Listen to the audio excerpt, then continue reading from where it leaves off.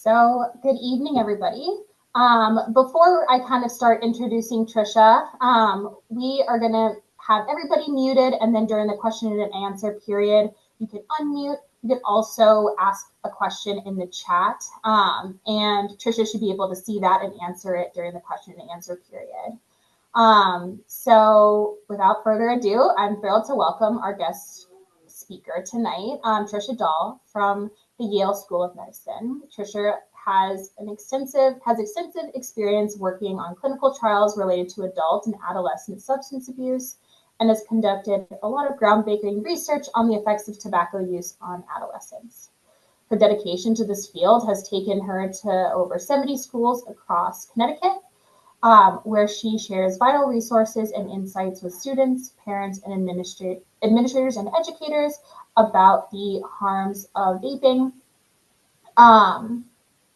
or the risks and behavioral effects of vaping and e-cigarette use. I think that's kind of the gist of what of kind of the all of you have a lot of accolades, but I think that's basically the gist. If there's anything else, you could please feel free to add. That is great. That is perfect. Awesome. Thanks. So I am going to share my screen now with you all. So let me just do this.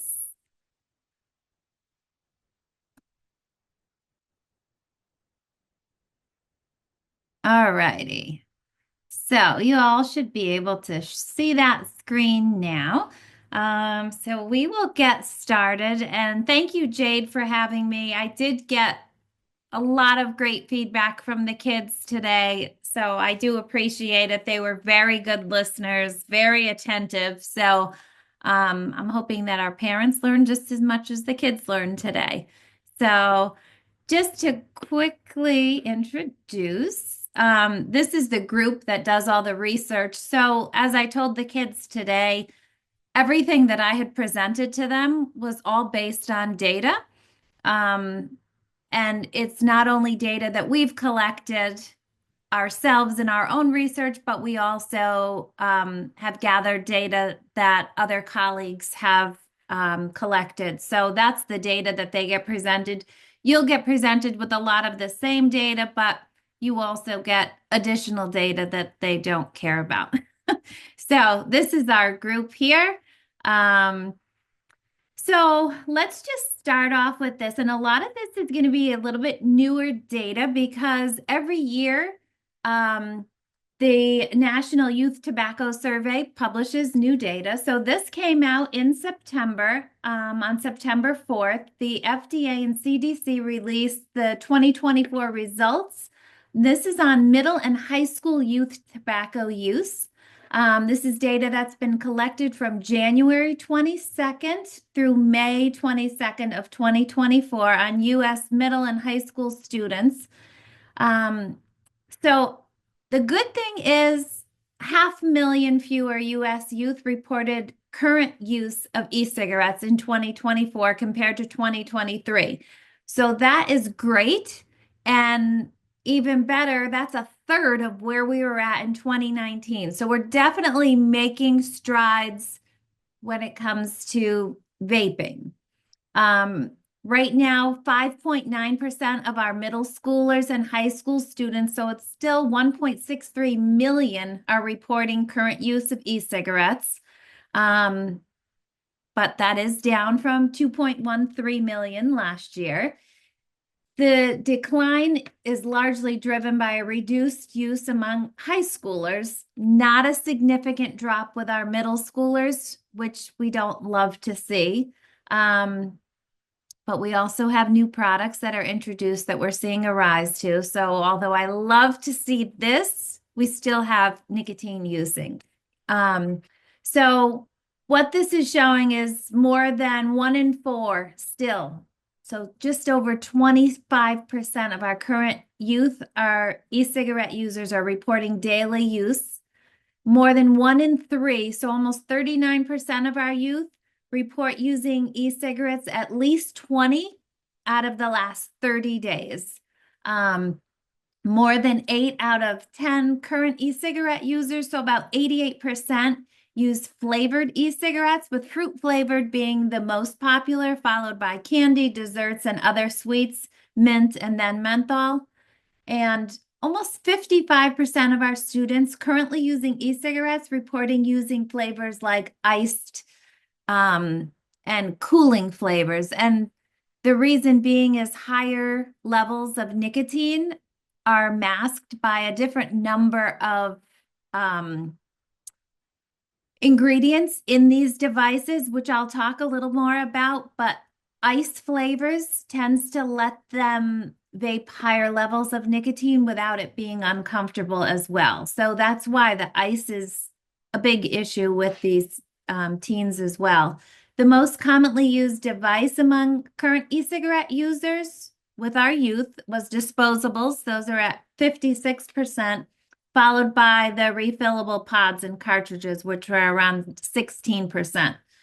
And the most commonly used devices are Elf Bar, Breeze, Mr. Fogg, Views, and Juul. So just to give you a little bit of a background. I promise the whole thing won't be this boring, but I do need to give you some prevalence data. So current e-cigarette use among U.S. youth was declined considerably since 2019. But the sales of nicotine pouches, which is our newest, so these are our Zyn, our On, our Velo, they have continued to rise nationally since 2016, which at that point, most people hadn't even heard of these pouches.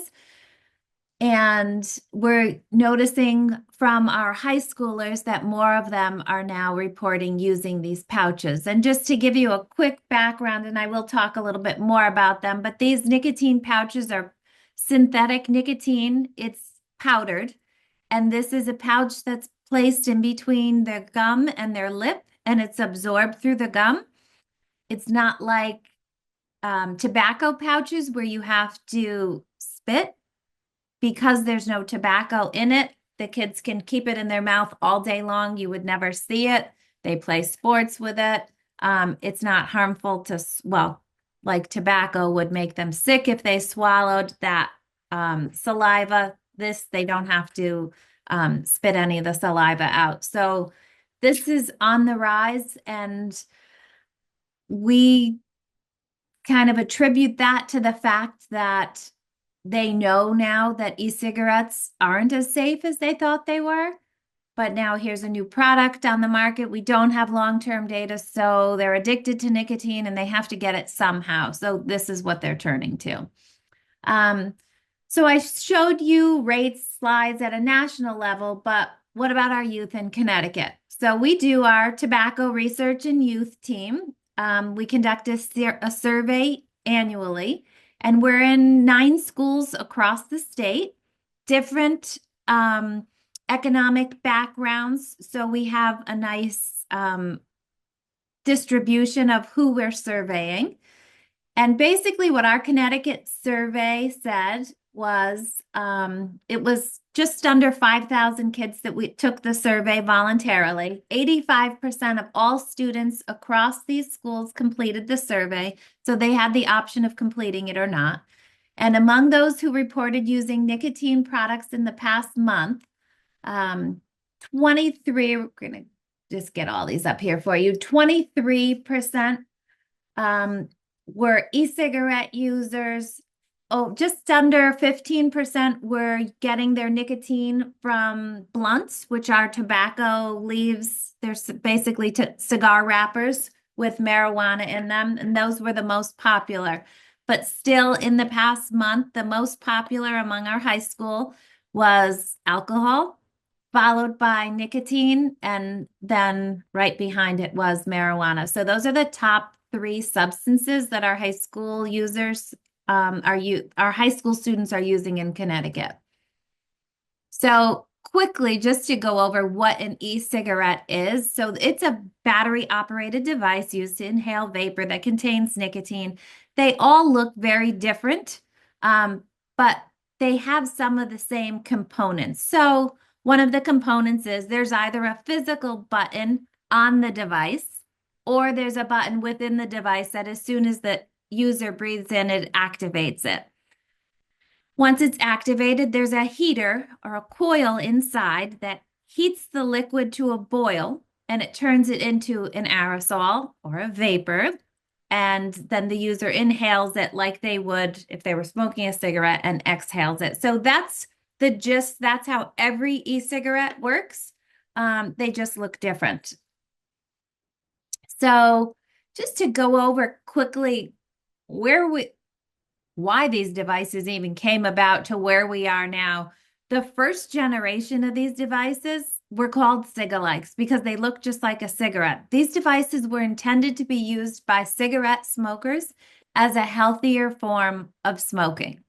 Well, the kids heard healthier than smoking, not relating it to the fact that they weren't smoking cigarettes. So once we got past this generation and got to here, so we went from tobacco only, the later generation of this, we had menthol, one level of nicotine. Later generations had rechargeable, first generation just disposable. Then we went to the second generation. So these are our mods and our vape pens and our tank styles. So now you go to a device that's rechargeable, comes in different colors. You can choose from over 15,000 different flavors, and you can choose different nicotine levels. So this is where some problems started, where we were attracting a group that shouldn't have been attracted. Then we go to the third generation that are the mods. These are basically modular vape devices. These are the largest, most powerful devices out there. The earlier generation of these did not have an integrated coil, so they didn't know when to shut the heat off and they were exploding. So the newer generation now has the integrated circuit within it, so they're a little bit safer, but still very powerful. These are not generally the devices that we're seeing in high schools because these devices here produce an enormous amount of vapor. If you were behind someone who is using one of these devices in their cars, it almost looks like their car is on fire because there's such an enormous cloud. These are used in vape contests. They do vape tricks. Big deal, but generally not what we're seeing in the high school. This is what we're seeing more of. So these are our pod style devices. So it started with this gem here, which is the Juul.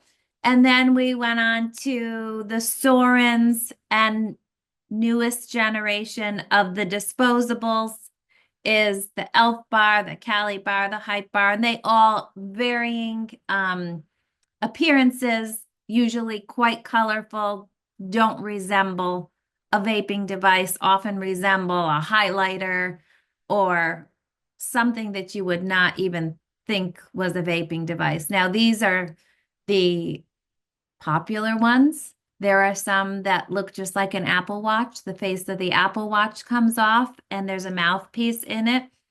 So the point that I need to stress is you're probably not going to get very far if you're just scouring through your child's room to try and find these devices. Yes, you may come across the device, but the biggest deal is that these kids need to be educated, which is what Durham Youth Services are doing, to educate the kids on why this is such a problem and why it's not as safe as they think it is.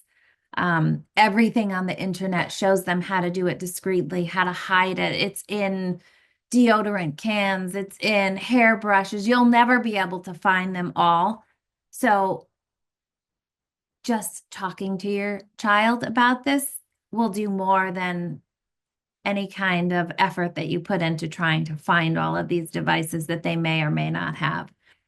So today, only 23 e-cigarettes have received FDA approval for marketing, all of which are tobacco or menthol flavored, not fruity. There's an enormous amount of different devices out there, and only 23 have FDA approval. And that's not to say that they are harmless, but that means that only those devices have formulas within it that are deemed less harmful. So despite the FDA's effort to ban some of the most popular devices, they're coming in from China. There are loopholes, and this is a multi-billion-dollar industry. So it's been quite challenging. The first pod device, the Juul, was advertised as 200 puffs, which is equivalent to a pack of cigarettes. A 15,000 puff vape, which you will see. Let's see, where's my little 15,000?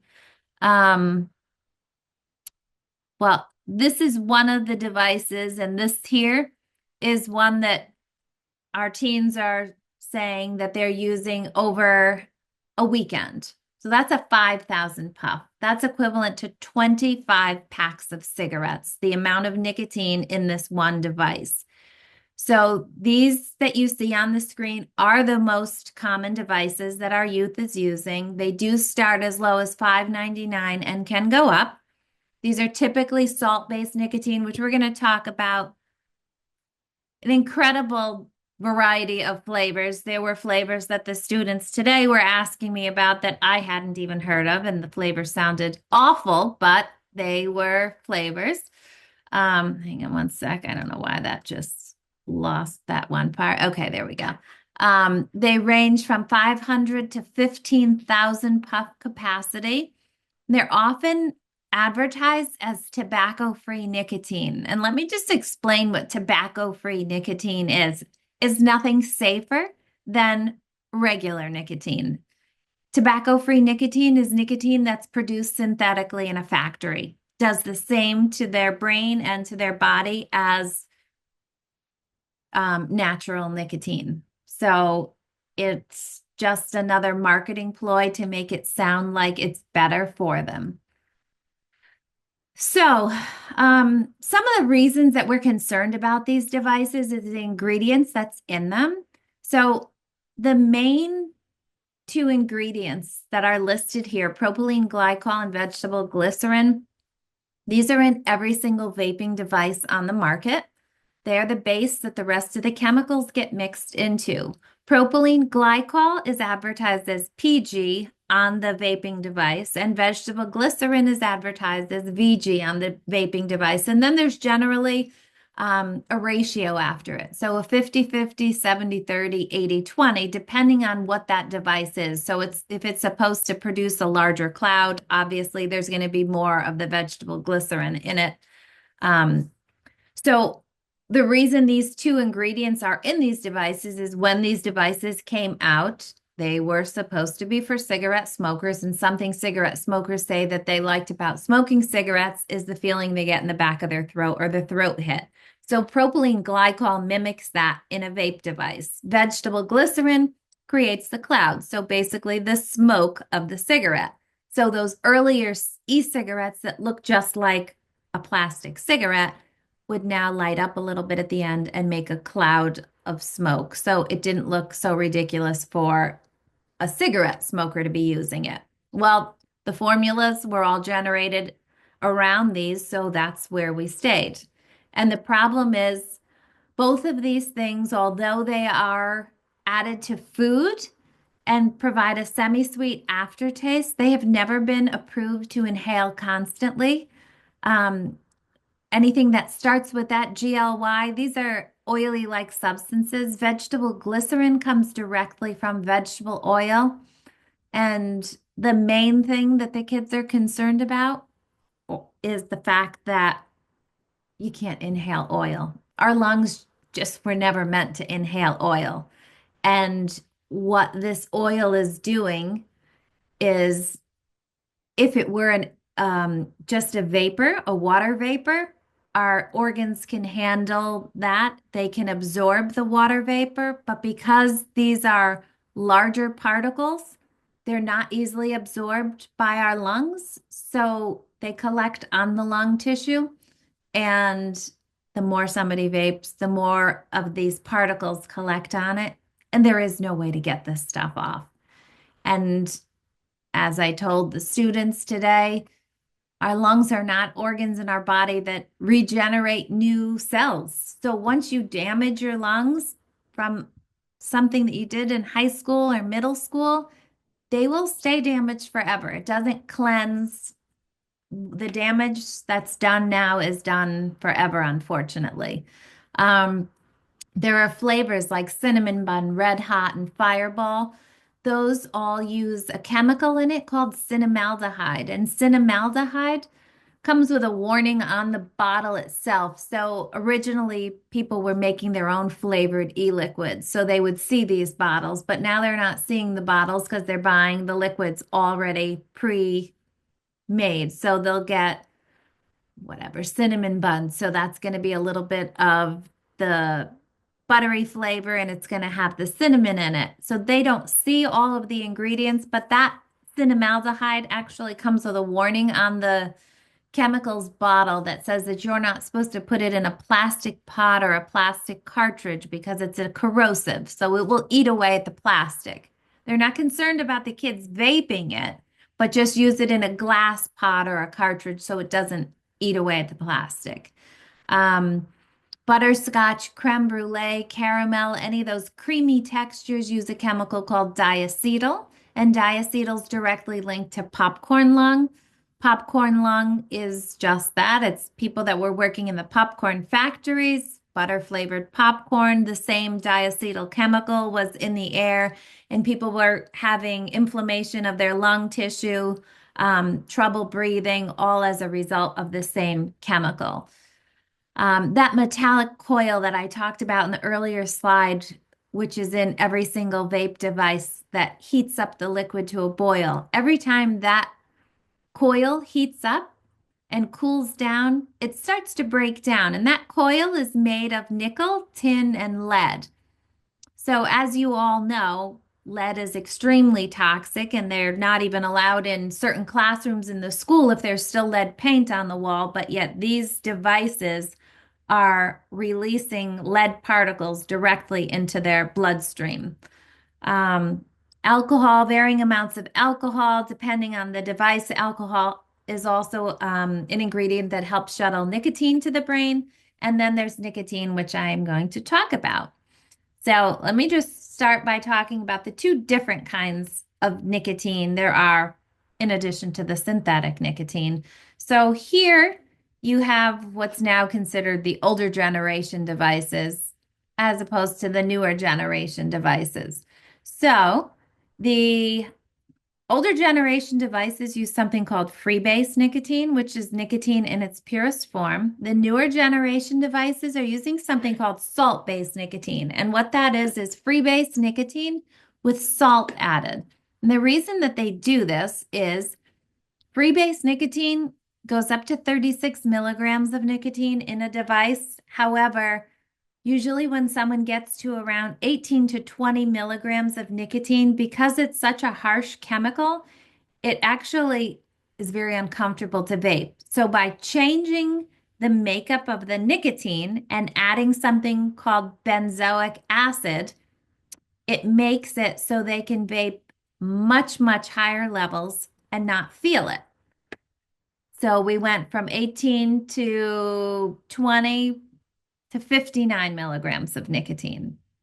59 milligrams is higher than any other tobacco product on the market. There's not a cigar, a cigarette, a pipe that has anything close to it. Because you are all parents, you can relate a little more when I talk about combustible cigarettes and Marlboro. So back in the day when I was in school, if someone was smoking a Marlboro Red, they were considered a hardcore smoker. Well, Marlboro Red has 18 milligrams of nicotine. The kids now are using 59 milligrams.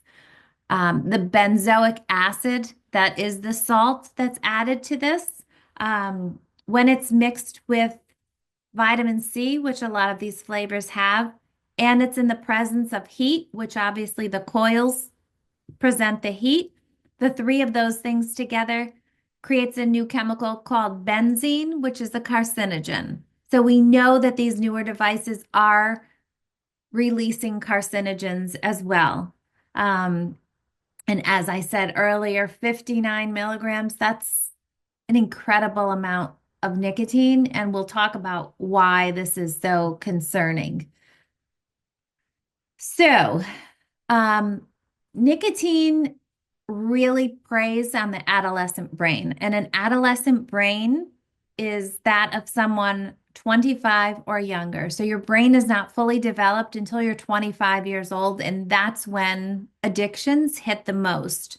Over 90% of every single adult who's addicted to nicotine started before they were 21 years old. So we know that these levels of nicotine are causing increased anxiety. And your students, your child may say that they feel less anxious when they vape. And when the nicotine is they are currently vaping and the nicotine is coming on board, so they're inhaling slowly, they're exhaling slowly, and they have this nicotine, they may feel more relaxed. But as soon as they stop and the nicotine starts to wear off, their anxiety is actually worsened. We know that it's also causing increased levels of depression in our kids, and it's causing permanent changes to their brain structure. So nicotine directly affects your memory, attention, and learning. So what happens is nicotine binds to certain receptors in the brain that help our students focus. And once it binds to that receptor, it's very hard for them to focus in school, which makes learning and remembering much more difficult. This is a change that's directly from nicotine, but even if they stop vaping, the receptors that already have nicotine bound to them, it's a bond that doesn't break. So it doesn't get better. And it's not to say that they'll never learn again, but the learning that was pre-nicotine versus after is much, much different. I did have a student say, well, I thought when you have a stimulant, it helps you focus more. And my doctor, I have ADHD, and my doctor said that, coffee is good for you and coffee is a stimulant. Absolutely 100% correct. Coffee is a stimulant, and many physicians do suggest maybe an iced coffee or a coffee to help focus. However, 2 or 3 Red Bulls before school is going to do anything but help them focus. The amount of nicotine that's in these devices, that's a pretty fair comparison of how hard it is for them to focus, the Red Bull versus these devices, these disposables. It's also causing our kids to be more impulsive.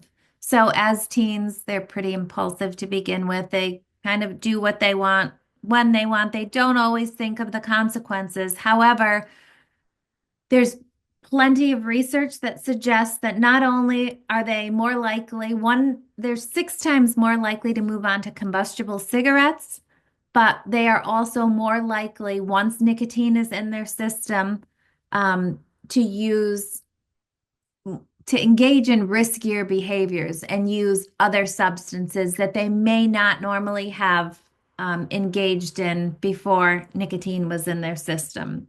And the higher the levels of nicotine, the worse all of this is. And these are the highest levels that we've ever seen. So, what exactly happens with the nicotine? Well, the user inhales the device, goes to the pleasure center of their brain, and releases a chemical called dopamine. Makes them feel good. That's why they like it. Unfortunately, because our body naturally produces dopamine, our happy hormone,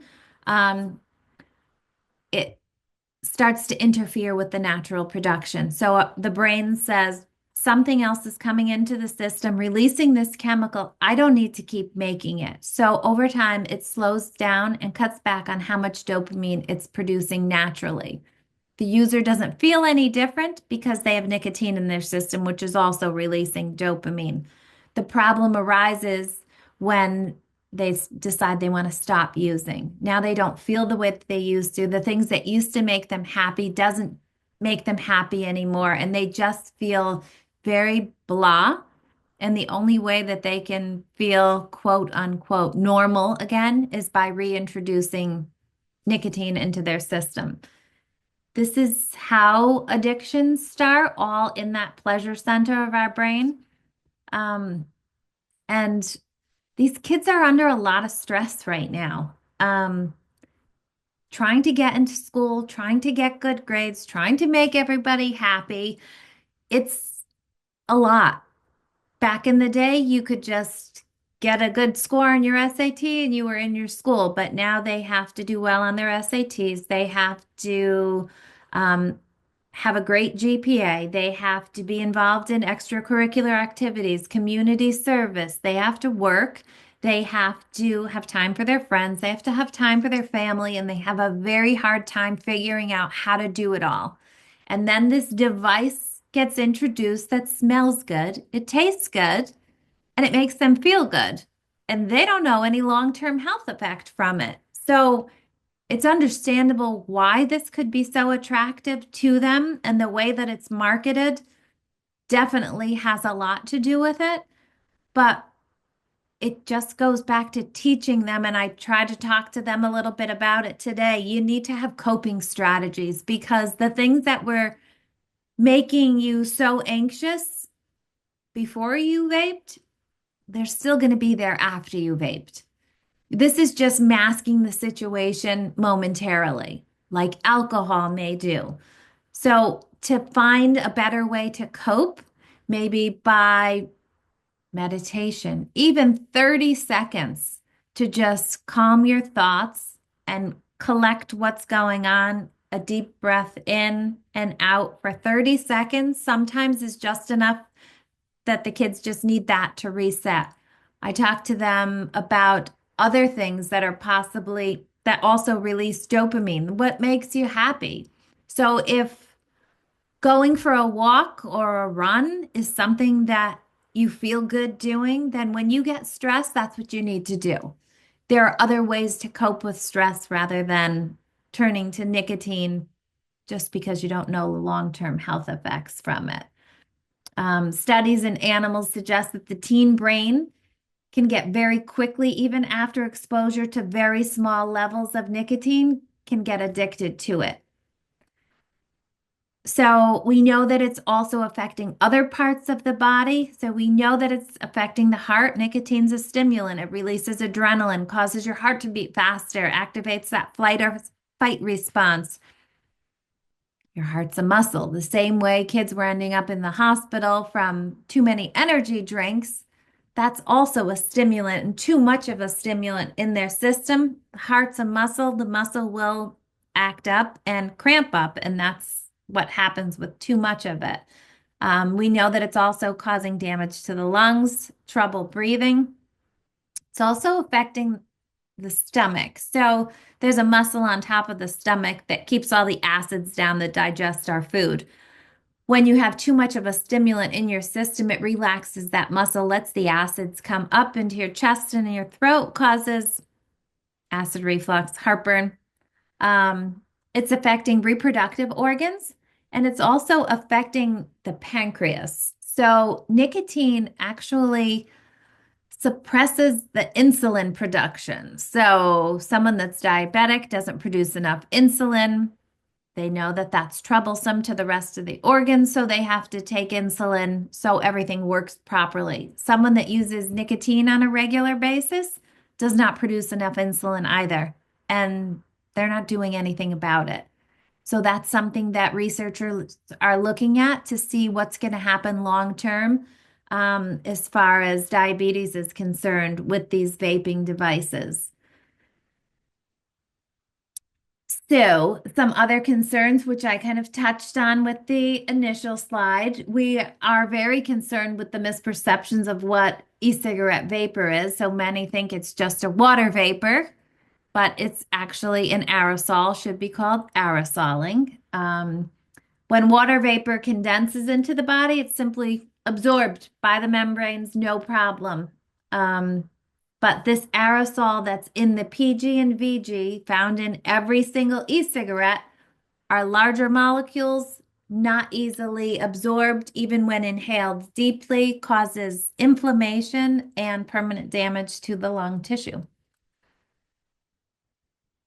So, according to the CDC Foundation, sales estimates lining up the disposable vape sold in 1 year would stretch for 7,000 miles long. That's long enough to span the continental US twice. We have over 1 billion pieces of plastic vape waste created every year.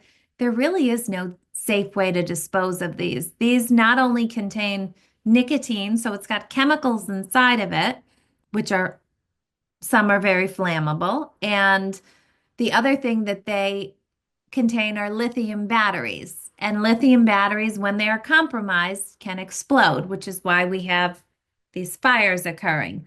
150 million disposable wastes are thrown away each year just in the US. So that's enough lithium batteries to power 6,000 Teslas. And I spoke about the ZINs. So as restrictions on e-cigarettes continue to get more intense, which we do foresee in the next year to two, vaping devices are going to be very, very difficult to get in flavored forms.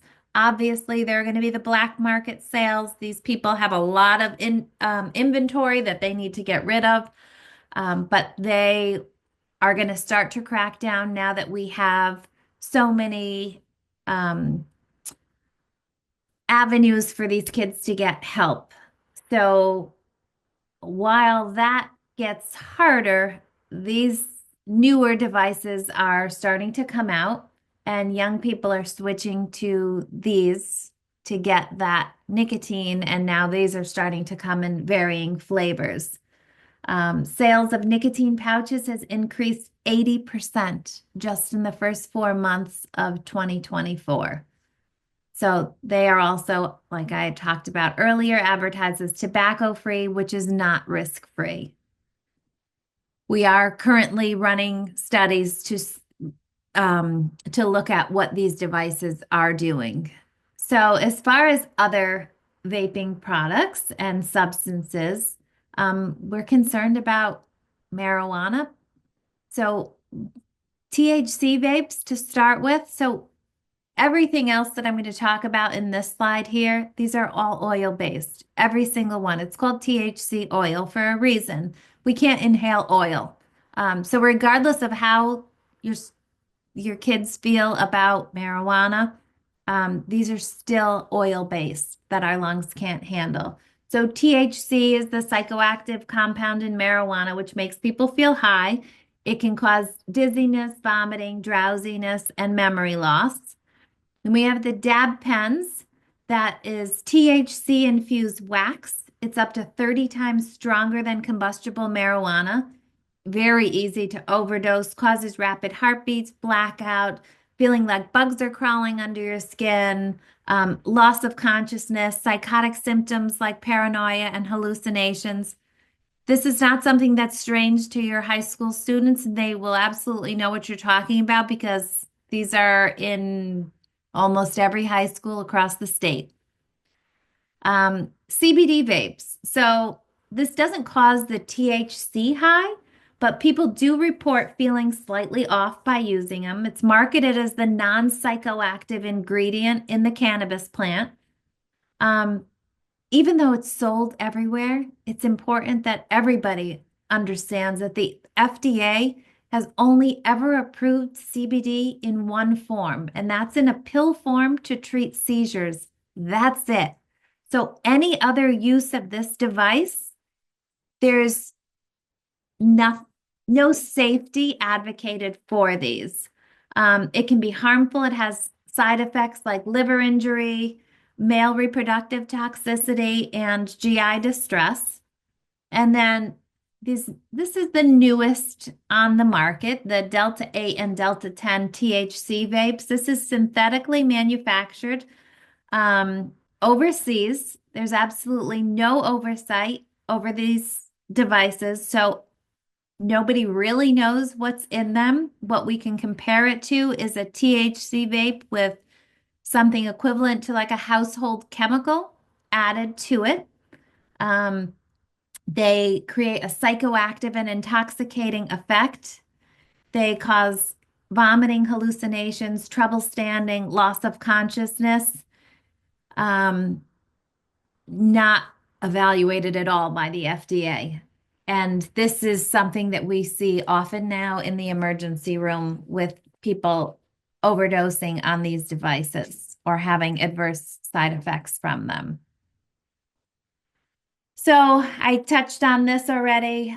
There is a gateway effect. There are studies that show that kids are 6 times more likely to move to conventional cigarettes once they've started using e-cigarettes. And we know for a fact that these kids most had never touched a cigarette before they used these devices. So what can we do about it? Education is huge. So the teen brain is sensitive to nicotine, and so teens become dependent on this nicotine much faster than adults. It can cause harm, and youth have limited knowledge of these harms, so it's important to talk to them about it. Exposure to ads and marketing and social media makes it seem like everyone vapes, but it's not true. Just like your kids say, Mom, everybody's doing it. Well, we know that's everybody that they know or they're friends with. If you ask somebody who vapes, how many kids in your school do you think vape? If they're a vapor, they will say much higher rates than someone who doesn't vape. Many teens think that vaping nicotine will reduce stress or help them lose weight, which increases the risk of use. And there are social media ad campaigns that do advertise as it because it's a stimulant and you can get a dessert flavor vape and not have to eat dessert. And that's what the kids are seeing. Genetic factors make quitting tobacco harder for some. So if there is a family history of substance use in your family, so whether it's one of their parents or a grandparent, a brother or a sister, that is a genetic factor that makes it more likely for them to become addicted than someone who has no family history of it. That's not to say that without a family history, they can't become addicted, but the rates are more likely if there is a family history. So it's important that we learn about the different types of e-cigarettes that they're using and the risks. Talk to your kids about the real risks of e-cigarette use. Yes, express firm expectations that your child remains tobacco-free. Try to set a positive example by being tobacco-free yourself. Doesn't look great if you're telling them not to vape, and you can vape because you're an adult. Well, you're still inhaling oil, and if it's damaging their lungs, it's going to damage your lungs as well. Encourage them to say no to tobacco products and nicotine. Give them ways out of it. Most often, kids are using these devices for their first time based on peer pressure. Teach them how to say no to it. Yes, it's not a great idea for them to lie, but sometimes maybe lying isn't so bad. I have asthma. I couldn't vape. Or my parents test me. And I did tell the kids today that they do sell tests that test for in the pharmacy that test to see if somebody's used nicotine. They're cotinine tests, and cotinine is what's in your body as a byproduct of nicotine. Blame it on the parents. My parents are crazy. They're going to test me. I can't do it. Give them ways to deal with these kind of peer pressure situations that can get them out of it instead of caving to it. It starts in the middle schools and it's everywhere. My kids are graduating college now. When they were in middle school, the peer pressure started with these devices. They would catch someone else in the bathroom vaping and force other kids to vape so they couldn't tell on them. It's hard for them. So give them options. Don't let them be afraid to talk to you about these devices. Maybe they used once or twice. Punishing them is not the answer to them using once or twice.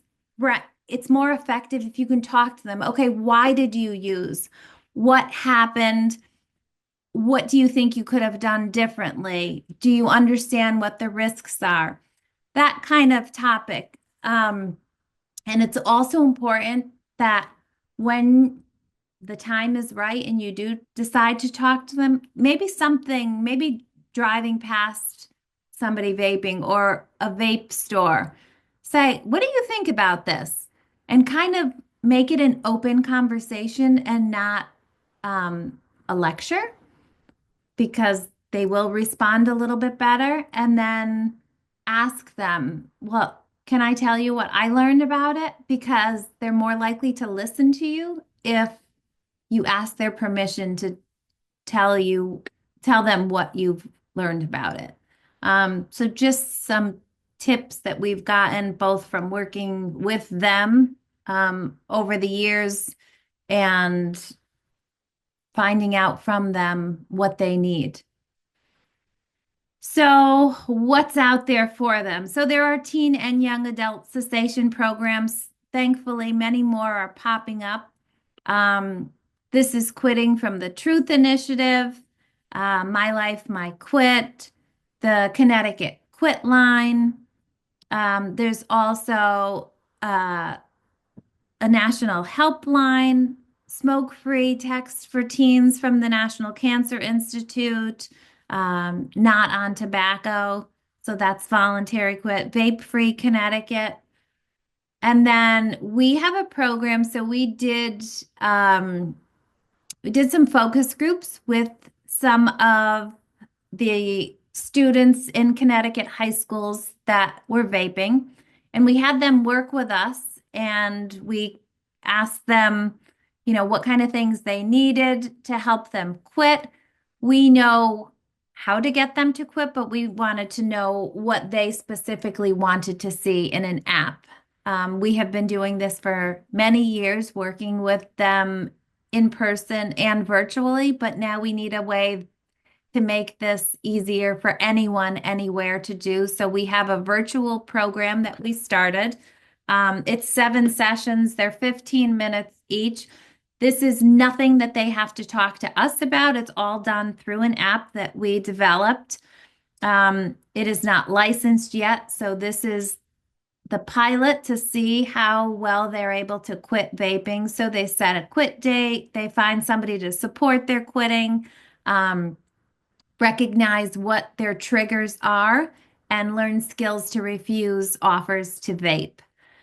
So just quickly here that we're in 8 high schools, talked to 62 students, asked them about, why were they using, what did they dislike about it, their quit experience. And we took all of that information and we designed this app with 10 interviews with high school students that over the app design, what would look good, wouldn't look corny.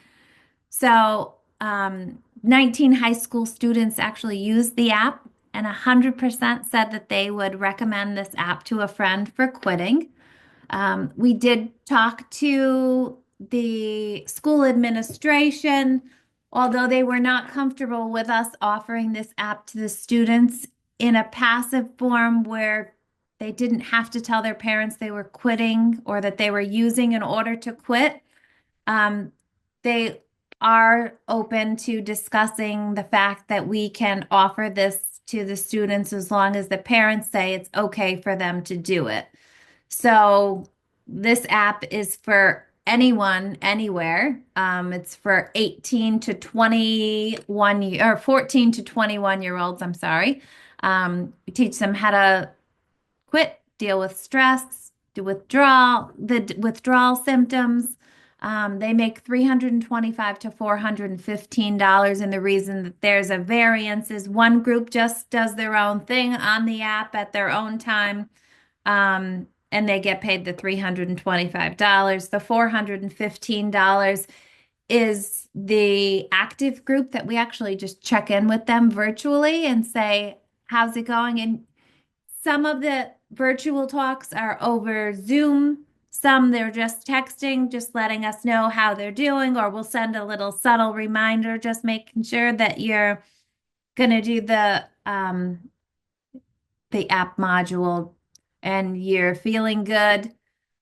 The only time we ever talk to them is virtually in the beginning. We like to talk to them to make sure that they're in a good place to do this. So if someone is struggling with depression or anxiety and maybe is recently on a medication, now is not the time to quit using nicotine because it can cause other problems as well. I'm going to just stop share for 1 second there so I can see. So we just make sure that they're in a good place and that they are okay to quit, and there's nothing else that's determining that it might not be the best time to stop vaping at this time. If they're newly on a medication, we suggest that, okay, follow up with us in a few months once you've been on this medication and a steady dose, and then you can reach out again and might be a better time to quit. So, with that, I am allowing anybody to, I'm going to stop recording.